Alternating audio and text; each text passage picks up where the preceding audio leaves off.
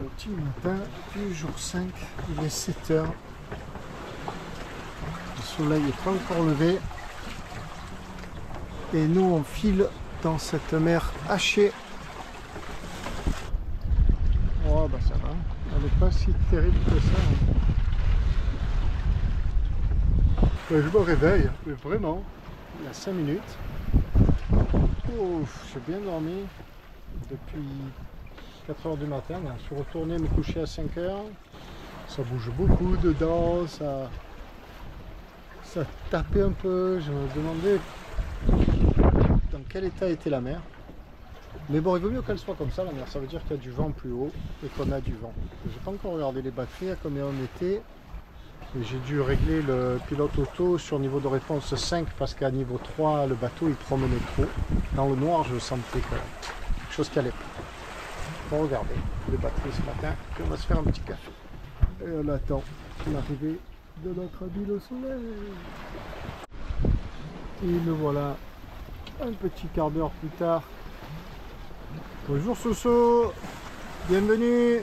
Viens nous charger les batteries et nous réchauffer le cœur. Non, ça va, le cœur, il va bien le cœur. Le café chauffe. The sunshine is coming. Vent 11.6, vitesse 4, 5, 5 nœuds et mer inconfortable. Bon, inconfortable. En même temps, si tu as du vent, tu as de la mer ici. Ça, c'est bien. Le plus important, c'est d'avoir du vent. Après, la mer, elle n'est pas, pour 11 nœuds de vent, elle n'est pas non plus démontée. Mais elle est magnifique. Elle est tellement belle.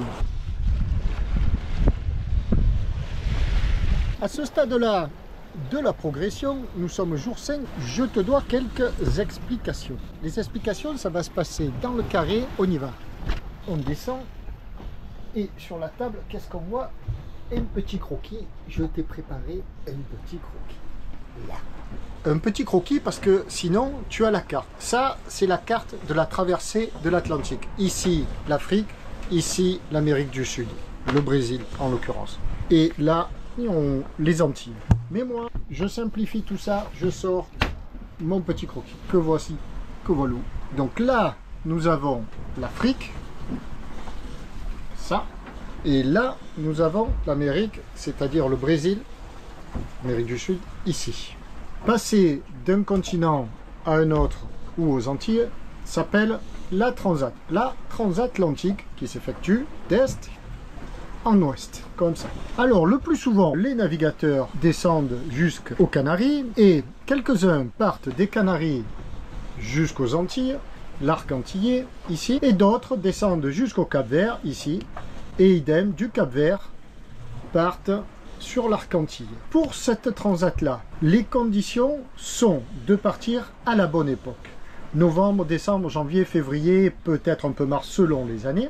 Et là, on est assuré de prendre un vent nord-nord-est et après plutôt est qui va nous pousser jusque dans l'arc antillais. Cela étant, il soulève une mer et la grande houle d'Atlantique avec le vent au portant qui t'amène aux Antilles. Le vent au portant, oui, mais la houle d'Atlantique, ça, c'était le récit des navigateurs il y a 10 ans. Le récit des navigateurs actuels, et depuis quelques petites paires d'années, ben, c'est que cet océan, c'est pas du tout confortable. Il est très... Bon, je ne vais pas dire de gros mots. Il est très embêtant et assez inconfortable. C'est-à-dire que tu prends le vent au portant et que ton bateau, ben, il tangue comme ça. Bam, bam, bam, bam, bam, bam, bam. Tu n'es jamais à plat. Voilà. Mais tu es assuré d'avoir un vent et un courant, surtout, qui vont t'amener jusqu'aux Antilles. Donc, ils disent, tu mets une bouteille au Cap-Vert et elle se retrouvera immanquablement aux Antilles. Bon. Deuxième type de transatlantique. Elle concerne les plaisanciers qui, une fois au Cap-Vert, se disent ben nous, on irait bien faire un tour en Afrique, à Dakar, et après grenouiller par ici et par là. Sénégal, Siné-Saloum, Gambie, Casamance, et pour certains, même Guinée-Bissau.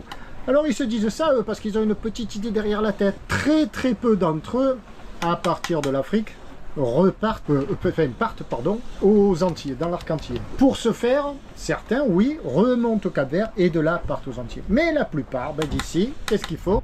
Eh bien, ils partent au Brésil. Et ça, ils le savaient avant, évidemment. Ou alors, bon, peu importe, ça leur vient pendant la navigation, ils se disaient pourquoi pas le Brésil.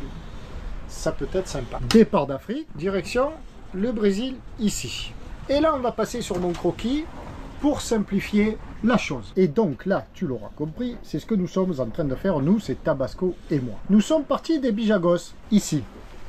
Nous allons aller, on ne sait pas vraiment, mais probablement à Salvador de Bahia, au Brésil, ici, ou un peu plus haut, à Recife Jacaré, ici. Pour ce faire, et là est le point épineux, il faut passer l'équateur. L'équateur, c'est la latitude 0. Alors oui, sur une carte, nous avons des latitudes qui sont horizontales et des longitudes qui sont verticales. Nous les avons ici sur la grande carte. Bim bam boum. L'équateur, il est là. Voilà. Les longitudes, elles sont là. 30 degrés. 20 degrés, et elles sont pas matérialisées mais signalées, elles sont comptabilisées en degrés. Bon, ça je vais pas trop rentrer dans les détails parce que sinon ça va être très compliqué à expliquer, à comprendre à la fois pour toi et pour moi, et puis je me planterai parce que je suis pas non plus le grand expert mondial de la chose, et c'est pas le but. Si ça t'intéresse on pourra le faire, mais là on voyage quand on aura fini. Donc je poursuis. Quelle est la singularité, pour ne pas dire la difficulté? Donc je pars ici, et théoriquement, puisque bien sûr tout ça c'est de la théorie, je bénéficie d'un courant nord-nord-est qui descend l'Atlantique Nord, puisqu'ici nous sommes en Atlantique Nord, le plus souvent sous forme de masse d'air, comme indiqué ici, la masse d'air, et ça ce sont les barbules de vent. Là par exemple on a 10 nœuds de vent qui descend. Nous avons la même chose en Atlantique Sud, au sud de l'équateur, nous sommes en Atlantique Sud, au nord de l'équateur, nous sommes en Atlantique Nord, au nord de la latitude 0. Et bien ici, même chose, mais qui remonte du sud-sud-est. Et que va-t-il se passer? Ces deux masses d'air, singularisées ici par les barbules ou cette flèche verte, vont se rencontrer autour de l'équateur, le long de l'équateur. On appelle ça la ZCI, la zone de convergence intertropicale, ou alors plus communément le poteau noir. Voilà la difficulté, c'est ce fameux passage du poteau noir. Difficulté que ne rencontrent pas les copains qui partent directement, on va dire, du Cap-Vert pour aller dans l'arc antillais. Eux, ils restent au nord de cette ZCI, de ce poteau noir, de ce degré 0 de latitude, soit l'équateur. Et là, il n'y a pas de convergence entre la masse sud et la masse nord. Nous l'avons. Mais la difficulté, c'est que cette zone de convergence, elle va se situer ici. Mais elle va être plus ou moins creuse, c'est-à-dire large. Moi, avant mon départ, elle était très large. Les vents du sud et les vents du nord créaient cette masse ici. Et le schéma qu'avait ce poteau noir était à peu près celui-ci. En rentrant dans cette zone, poteau noir,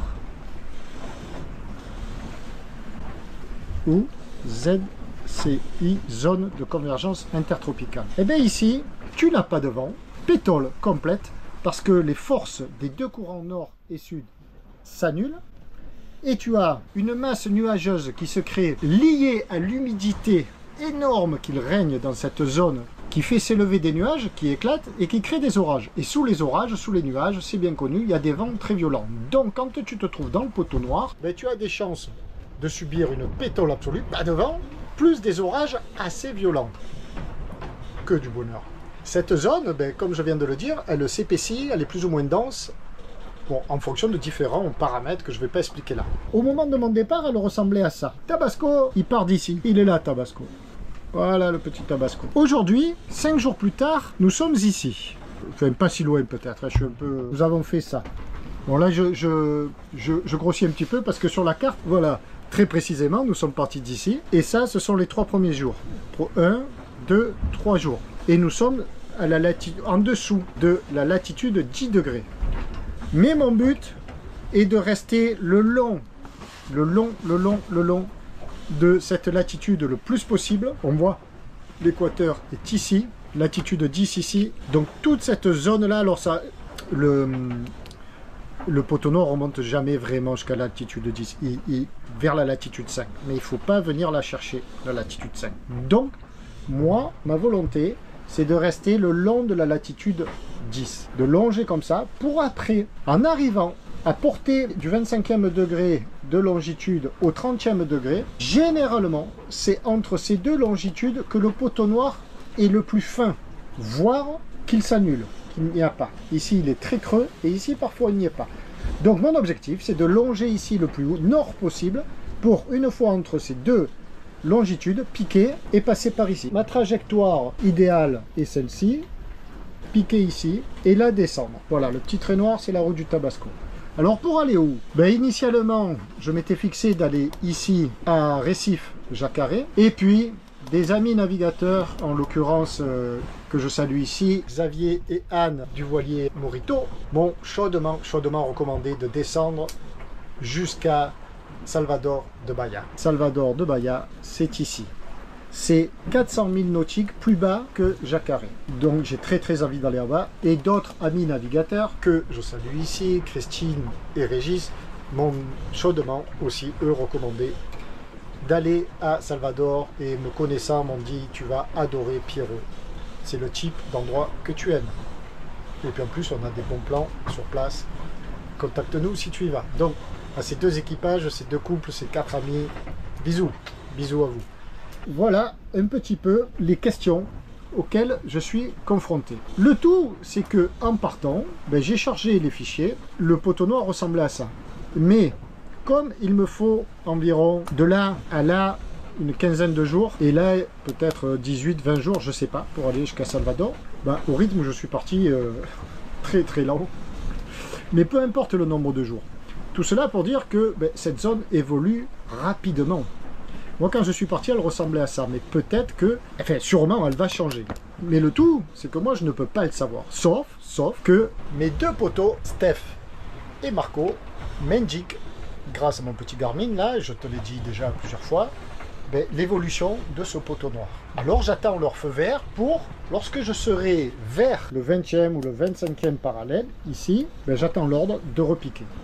Avec, je l'espère, à ce moment-là, ben, ici, une zone très étroite. En ce moment, moi je suis là, bon le poteau noir il est plus bas, puisque là j'ai du vent encore.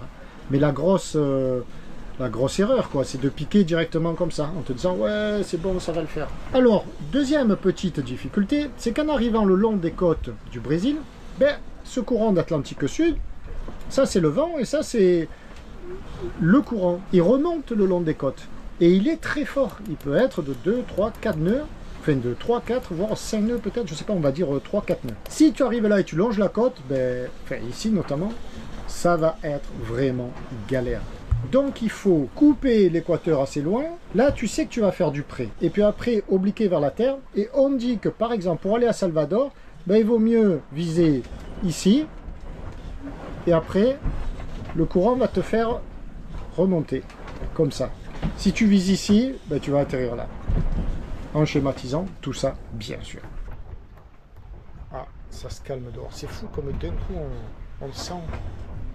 Non, du vent, s'il te plaît. Soit. J'espère avoir été assez clair. Si tu as des questions, ben, n'hésite pas. Moi, je continue ici, l'objectif, vers le 10e parallèle, 10 degrés de parallèle nord, et puis après, descendre. Je l'ai marqué ici. Zone poteau noir étroite, entre le 27e et le 30e. Les coureurs transocéaniques, là, notamment ceux qui viennent de faire le tour du monde en maxi, remporté par Caudrelier, ben, ils passent ici souvent, dans cette zone-là. Première apparition de sargasses. Et on est proche de l'Afrique là encore. Hein. Il y a 600 bornes, un peu plus de 600 bornes. Incroyable, regarde ça. On vient de traverser pour la première fois.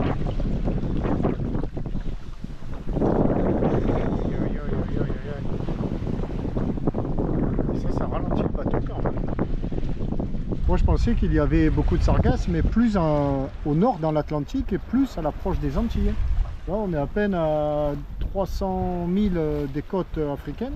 Parce que ça va être bientôt. J'espère que c'est juste dans un couloir.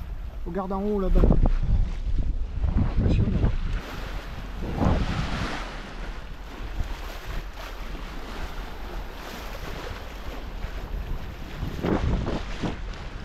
Alors là, apparition d'un banc qui a bien la surface d'un terrain de tennis, voire plus grand. C'est impressionnant.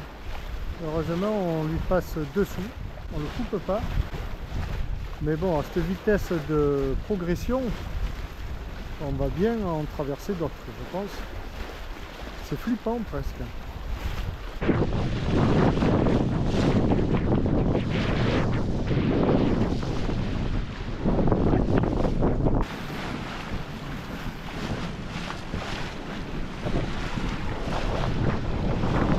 Voilà, là on passe un tout petit banc.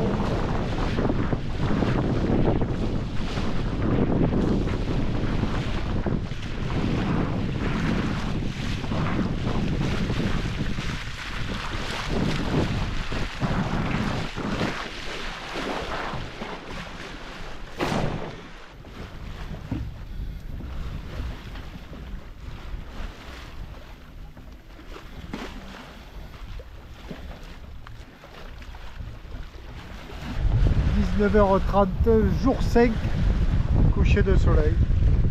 C'est beau. C'est aussi beau qu'hier, qu'avant-hier, qu'avant-hier, qu'avant-hier. Tous les jours, le même coucher de soleil et le matin, le même lever de soleil. Je prends, je garde. Et là, j'espère qu'on voit à l'image la belle houle atlantique. Parce que là, elle y est. Bien. Alors il y a quand même des vagues au sein de cette houle. Elle n'est pas permanente et par moment, pas savoir toi, il y a un train de 4-5 houles comme ça, immense. Ça creuse comme un terrain de foot au milieu et là-bas ça remonte. C'est à la fois magnifique et impressionnant. Et ça doit bien faire 2-3 mètres d'amplitude entre cette houle. Allez, bye bye. À demain. Là nous marchons à 4 nœuds 5, il y a 12 nœuds de vent, on est à 60 degrés du vent, tout va bien, tout va même.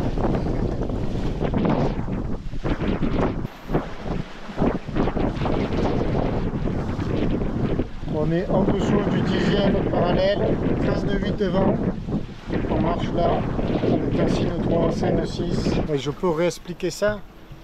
Le pilote, le niveau de réponse du pilote est très souple pour consommer moins de batterie, ça je l'ai déjà évoqué. Ce qui fait que le bateau ondule comme ça. Et un bateau qui ne va pas droit est un bateau qui freine. Parce qu'à chaque fois que, comme ça, il change de cap, il crée du frottement dans l'eau et il se ralentit, il freine. Et ça, c'est pas grave. Je préfère gérer mes batteries, gérer mon pilote, le mettre moins nerveux et aller un petit peu moins vite. Surtout, je suis dans la gestion du Tabasco. Par exemple, la grand voile. Nous naviguons le plus souvent, donc en fonction du vent qui oscille beaucoup et donc de cette question de pilote, entre 60 degrés et 90 degrés du vent. Eh bien, la grand voile mériterait d'être débordée un tout petit peu plus par moment pour libérer un peu plus le bateau. Mais ce faisant, le bas de la grande voile toucherait des barres de flèche. Bon, le haut aussi, mais sur le haut, il y a une protection puisque ça correspond exactement à l'endroit de la latte. Et donc par-dessus, il y a un gros velcro. Donc ça, c'est moins grave. Mais en bas, il n'y a rien.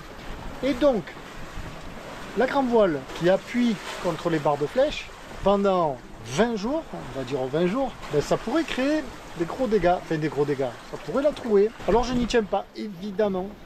Donc je préserve ma grand voile et je laisse toujours, il y a 5 cm, elle ne touche pas la barre de flèche. Tant pis pour la performance. Allez, je dirais bien la formule classique, nous allons nous préparer à la nuit. Mais bon, c'est-à-dire on sort une grosse lampe, la frontale, mais tout est à poste presque maintenant. Et puis le suite, parce que la nuit il fait un tout petit peu plus frais. Mais on doit être sur les 27 degrés. Il fait tellement chaud en journée, la journée on est sur des, je sais pas vraiment regardé, 30 35 degrés, il fait tellement bon. Malgré le vent, hein, là le vent, mais le vent est tiède. Bye bye the sun. Le point nuit, 2 h du matin, je viens de me réveiller parce que en fait toutes les 1h30 je me réveille naturellement. Je me suis couché à 22h30, j'ai essayé de regarder une série mais je dormis jusqu'à minuit, un tour d'horizon, je suis resté dehors, il faisait bon, il faisait doux. Je suis redescendu et puis là, regardez, 1h30 plus tard, rebelote, là il fait moins bon, il fait un peu frais. On dirait que, et d'en bas quand je me suis réveillé, j'ai dit oh là là, il faut monter dessus, il faut monter parce que ça a forci. J'avais l'impression que ça avait forci de l'intérieur. Ben non, il y a 12 nœuds de vent toujours, mais on marche bien, on file super bien. Et en fait c'est le cas depuis hier, ça marche très bien. On va pouvoir faire de la route là. Et ben voilà, que dire d'autre? Rien. Il y a une lune sympathique, je vais te filmer ça, mais je sais pas si ça rend de grand chose.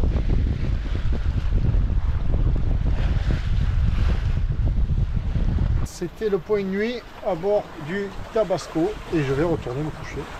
Peut-être j'ai un petit morceau, j'ai un peu faim là quand même. Et ben dodo, hein. Tout va bien, le bateau est bien réglé. Ça marche bien, je suis content.